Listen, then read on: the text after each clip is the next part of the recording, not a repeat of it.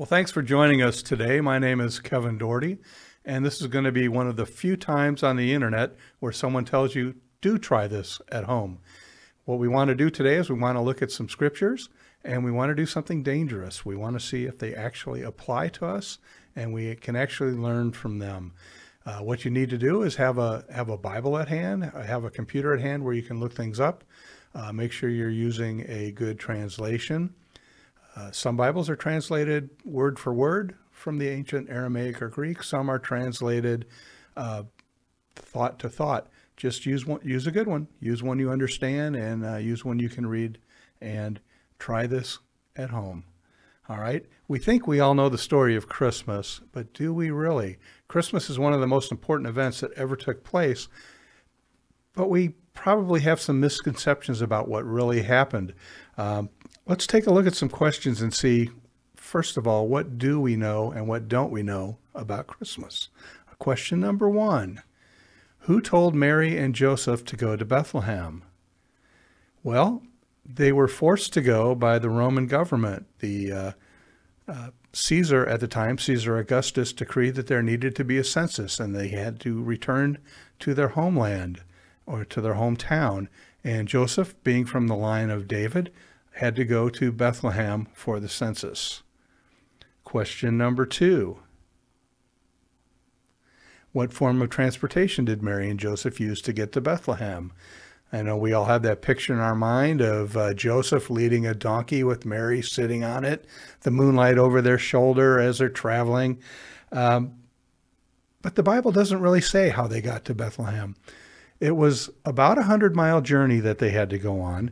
And because there was a census being taken and people were forced to go, they probably weren't traveling alone.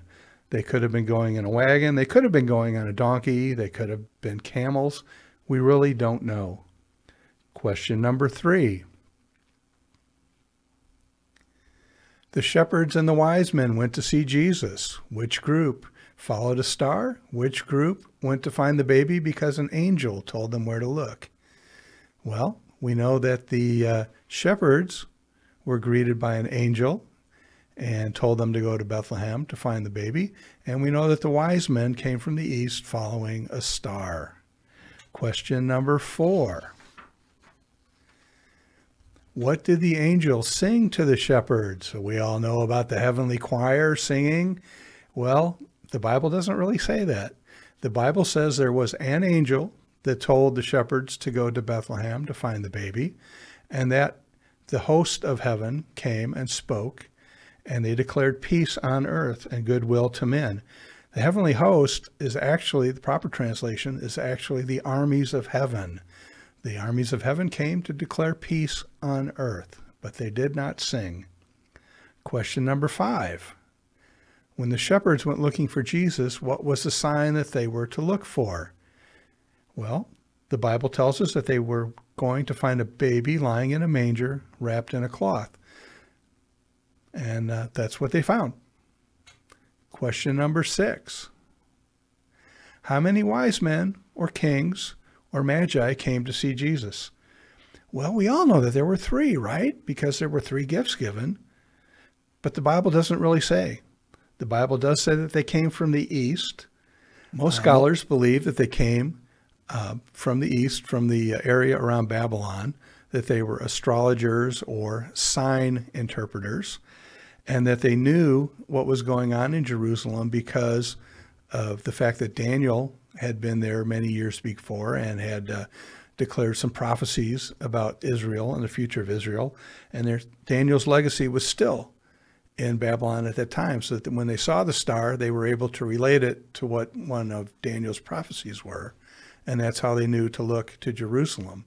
But we really don't know, because there's also scripture in Isaiah that says that there will be travelers from Sheba, the land of Sheba, coming to present gold and frankincense to the king of Israel. So Sheba is also east. It's southeast of Israel. It's the land of what we now think of as Ethiopia. But we really don't know how many wise men came, and we really don't know where they came from. All right, for the next question. How did Herod know to look where the baby Jesus was? And what does this verse say that he wanted to know? Well, Herod told the wise men that he wanted to worship the new king. In reality, he wanted to do away with any threat to him. He wanted to kill the kid. And the wise men were warned in a dream not to go back to Herod and tell him. For our next question, how old was Jesus when the wise men found him? Well, we're all familiar with the picture of the nativity with the baby Jesus in the manger and the shepherds there and the wise men there and all the animals with the star in the sky. But in reality, the wise men probably didn't get there till Jesus was closer to about the age of 2.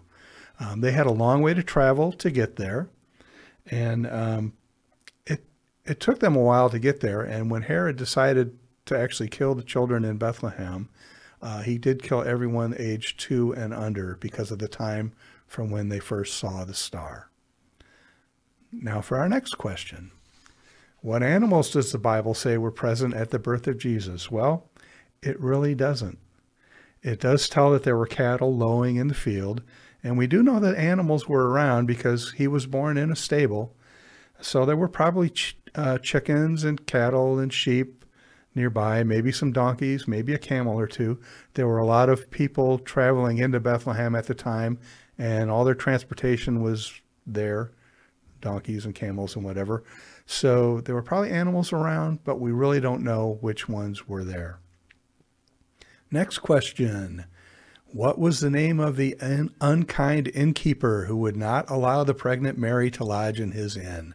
Well, we don't know the innkeeper's name, and we really don't know if he was unkind or not. Bethlehem was a small town of about 1,500 people, just about 5 or 6 miles away from Jerusalem. And many visitors had to go there for the census because they were from the line of David. We don't know how many people were there, but we know it was probably a lot. And not being a tourist location, there probably weren't a lot of inns in Bethlehem to stay in. In fact, there were probably just people who had extra rooms that they would rent out at the time if someone needed to stay. So it wasn't that the innkeeper was unkind. It was the fact that there really was no room. Next question. When was Jesus born? Well, of course, on December 25th, right? Well, the Bible doesn't give us a date. And in the Jewish religion, birthdays weren't really important, so they weren't recorded. We don't have an exact date, but we're pretty sure it was sometime in the spring. The Bible tells us that the shepherds were out in their fields at night with the flock, and that's what they would do in the springtime. They wouldn't do it in the winter. It was too cold. They wouldn't do it in the summer. It was too hot. We also know that it was during a census that was taken, and this was kind of interesting. It says it was the first census that when Quirinius was governor over Syria. I'm going to talk a little bit more on that later when we actually go through the scriptures.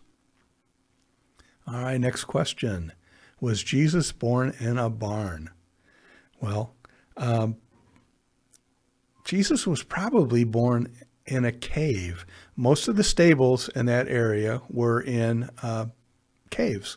And in fact, the Church of the Nativity is built over one such cave, and that is the traditional birthplace of Jesus. So, how'd you do with our questions? I know the first time I looked at them, I did not do well at all. So let's take a look at what the scripture really does say about the birth of Jesus. All of the scriptures relating to Jesus' birth are found either in Matthew or in Luke. And we'll start first with Luke chapter 1, verses 5 through 7. And this starts out our story with a Levitical priest and his wife, Zechariah and Elizabeth. They were in Jerusalem for Zechariah's time of service in the temple. They were both older. They had no children. We know that since Zechariah was still taking part in the temple duties, that he was under 50 years of age. But they were old. But they were considered righteous, the Bible tells us, and they tried to keep the commandments. Then we go forward to look in Luke chapter 1, verses 8 through 17. We find out that when Zechariah was performing his duties, he was visited in the temple by an angel.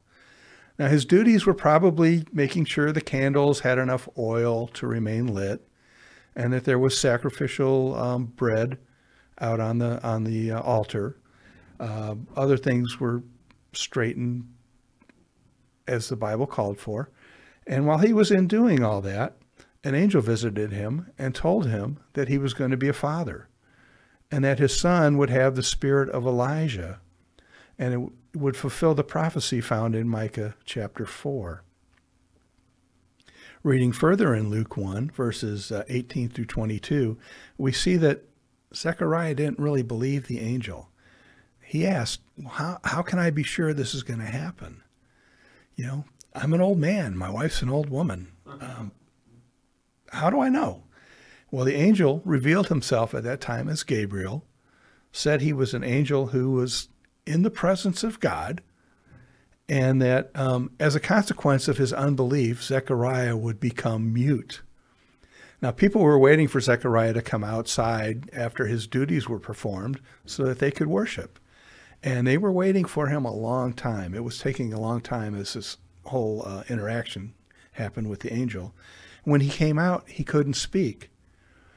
So they realized something had happened, but they didn't know what. He couldn't really communicate to them exactly what happened, but they knew he had been visited by an angel. And we learned that Elizabeth then becomes pregnant, and she goes into hiding for the first 5 months of her pregnancy. Reading further in Luke chapter 1, verses 26 through 35, we learn about Mary. Now, Mary is engaged to Joseph, and history teaches us that Mary was still a teenager, probably about 15 or 16 years old. And history also tells us that Joseph was a little bit older, maybe even in his 30s. Now, Mary was visited by Gabriel, the same angel that visited Zechariah, and told what would happen. And he told her not to be afraid, and told her what was going to happen. Now, Mary also questions the angel, but not in the method, or not like Zechariah did. It wasn't a questioning of unbelief.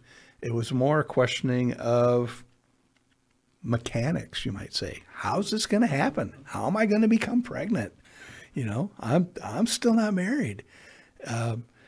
Gabriel tells her, you know, hey, don't worry about it. God's got it covered. And by the way, your cousin Elizabeth is now pregnant.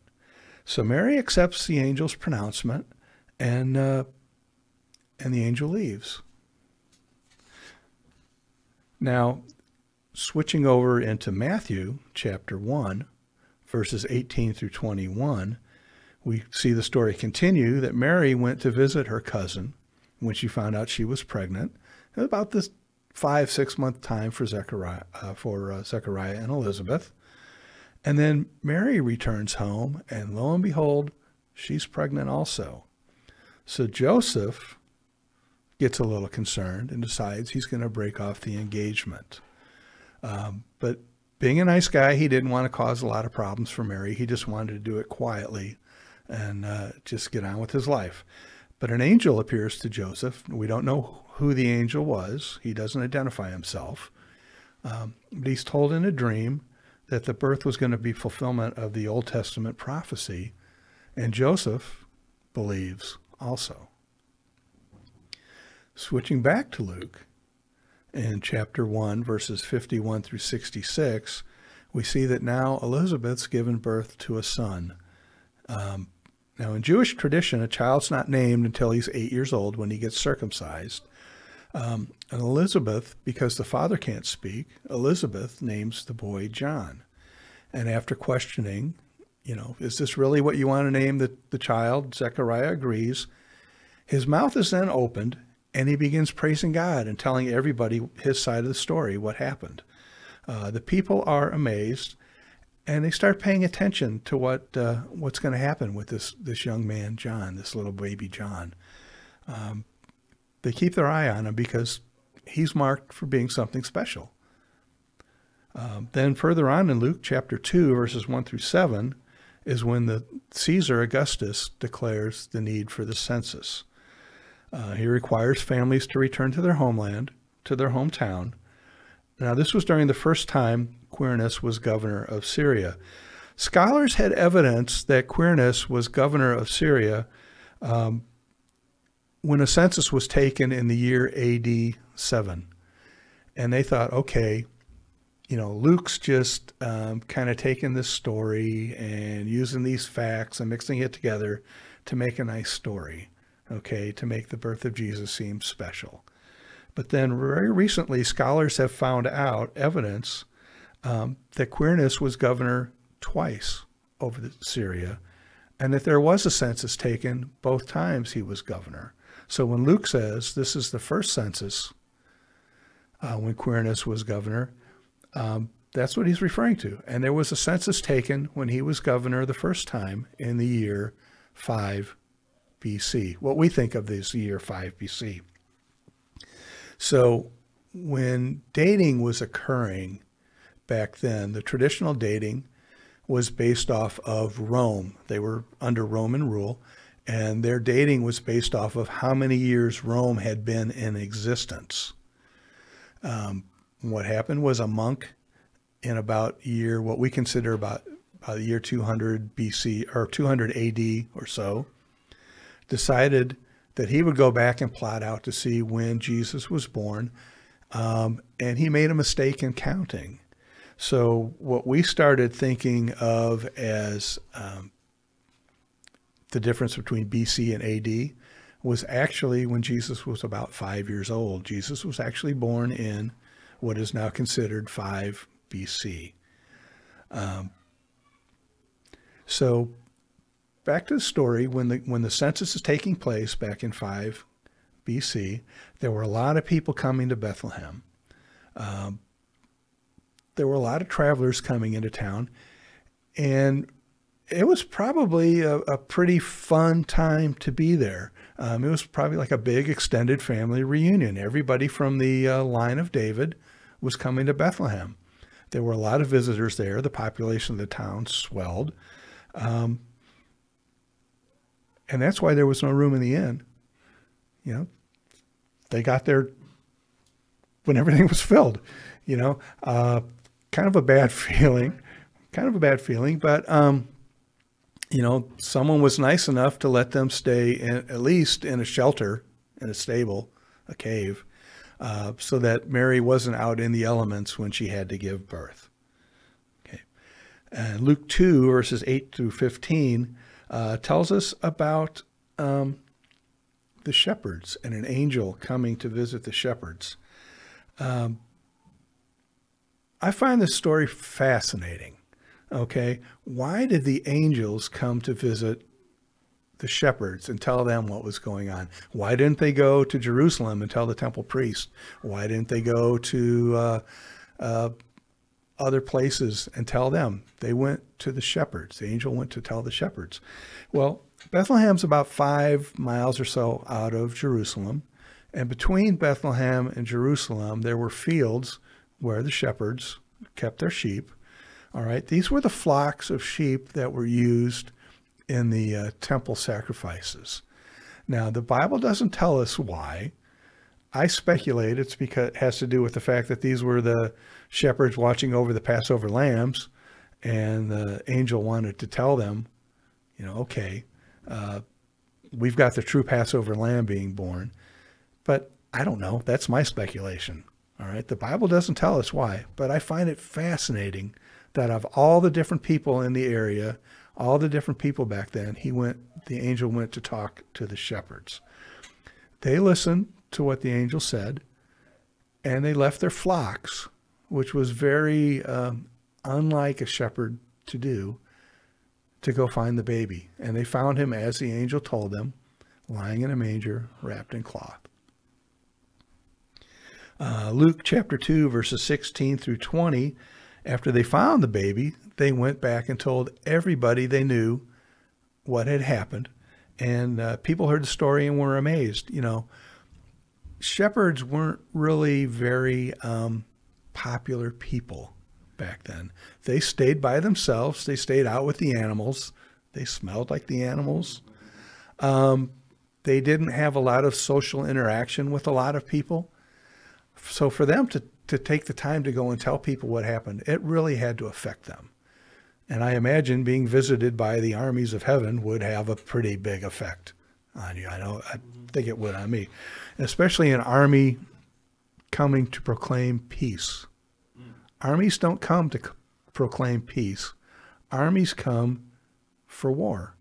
But this army of heaven came to tell and proclaim peace on earth, goodwill to men. So about this time, there was an expectancy in the land of Israel that a Messiah would appear. Earlier, when the Jewish people were held captive in Babylon, were taken captive into Babylon, Daniel made a prophecy known as the prophecy of weeks, 70 weeks of years.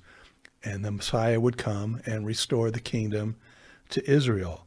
Now, scholars knew about it. Jewish tradition knew about it. The people knew about it. They knew what time was the time was coming. They knew when the new kingdom was supposed to be established. They were at year 483. At that time, they were in year 453 since Daniel's prophecy was given.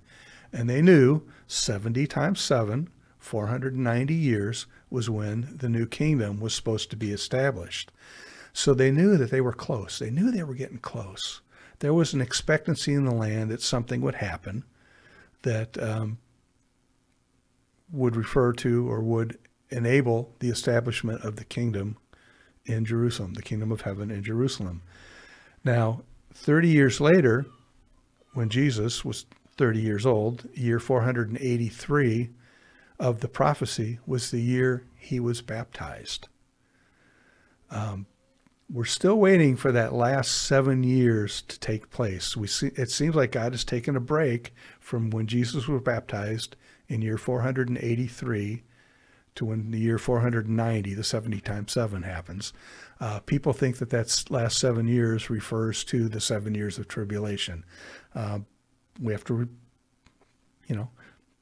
take effect that they're scholars. They think they know what's going on. So, but we do know in year 453 was when the year Jesus was born of the prophecy, and year 483 of the prophecy was the year that Jesus was baptized. Now in Luke chapter 2, verses 21 through 24, 8 days after Jesus was born, his parents take him to Jerusalem to be circumcised in the temple and to make the purification offering for Mary after giving birth. Mary offers 2 turtle doves or 2 pigeons as a sacrifice. So we know that they were not wealthy people. They couldn't afford the 2 lambs. Back in the Old Testament, the offering for purification was either supposed to be lambs, 2 lambs, or 2 turtle doves or 2 pigeons if you couldn't afford 2 lambs. And so the fact that they offered the birds instead of the lamb shows that they were not a very wealthy family. But while they were in the temple for the circumcision and to make their offering, Luke 2:25 through 35 tells us that there was a man named Simeon in the temple. He had been led by the Spirit to the temple. He had been promised that he would not die until he had seen the Messiah. So Simeon prophesies that Jesus, after seeing the baby in the temple, would be the Messiah to all people, not just to the Jewish nation, but to all people. And he also prophesies that Mary would have her heart broken because of him. Also in the temple at the same time, Luke 2:36-38 tells us that there was a woman named Anna. She was a widow, a very devout widow who spent all her free time at the temple. She also saw the infant Jesus and spoke of him to everyone she saw. And because of that, word got around that something special was happening between what happened when Zechariah and Elizabeth experienced through the birth of John, between what the shepherds saw, between what Simeon was testifying to and Anna was testifying to. There was a lot of word going around Jerusalem that something was happening. And then Matthew tells us in chapter 2 that these men from the east came looking for the king. They had followed the star, knowing the Jewish scriptures, knowing what they knew about astrology and signs in the sky. They knew that something was happening in Jerusalem, so they came and asked about the birth of the King of the Jews. That got the town really going, okay? And they came bearing gifts for the king. And when they arrived in Jerusalem, it was quite a scene, I'm sure. Herod finds out about it and wants to know, where's this king supposed to be born at? Now, the Jewish scholars also knew of prophecy, and they knew that the baby was supposed to be born in Bethlehem. And now another really interesting thing happens, okay? They did nothing about it. They were looking for this Messiah. They were looking for this fulfillment of Scripture. But when they find out it might be happening, and it might be happening only 5 miles away from where they are, they do nothing. They tell Herod where to look, but they don't go. So there was kind of a weird relationship going on between these scholars and rulers of Israel and the Roman government. Normally when Rome took over a country, conquered a country, they would try to assimilate the people into the Roman customs and what was going on in Rome. But in Jerusalem, in Israel, they didn't do that. The rulers there were pretty shrewd. They knew that the Israelite people followed these scriptures that told them how to live and how to act and what kind of person they were supposed to be. And following those scriptures and doing those acts, they caused no trouble to Rome. They were very compliant people. And as long as these Jewish leaders were there, making sure that everybody was following the rules, it was pretty easy to govern in Jerusalem. There was no problem. Okay, it was only in about the year 60 AD when some new rulers came into Jerusalem and started interfering with things in the temple and the temple tax that Jerusalem's people started to rebel.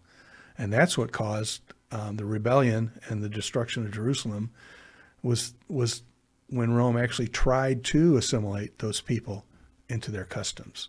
But before then, there were no problems. You know, the Roman leaders gave a little bit more legitimacy to the Jewish leaders, and the Jewish leaders gave a level of legitimacy to the Roman government by letting them, work together.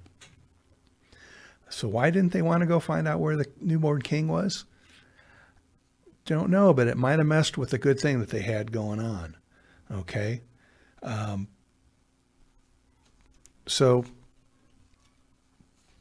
the wise men go and find the baby in Bethlehem.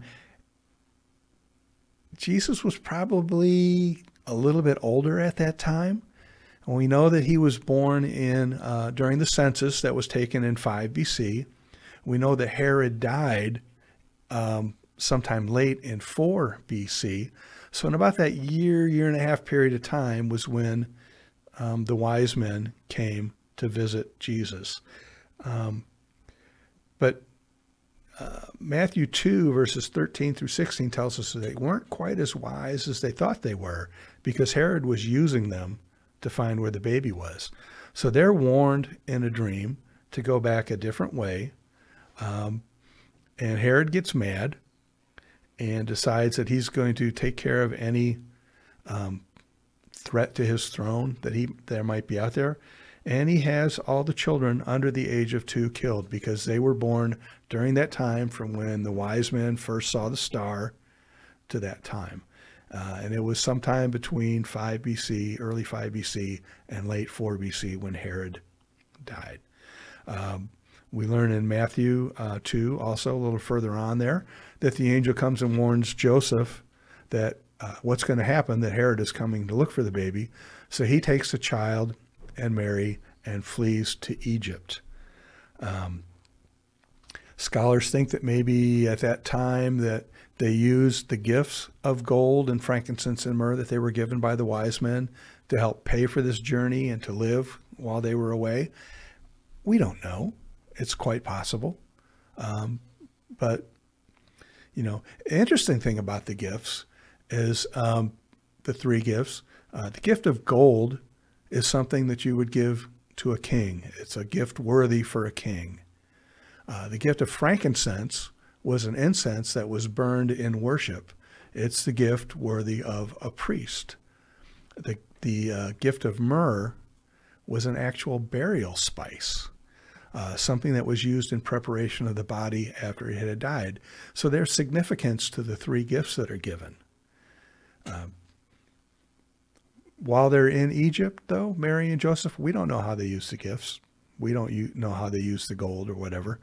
But they fled to Egypt.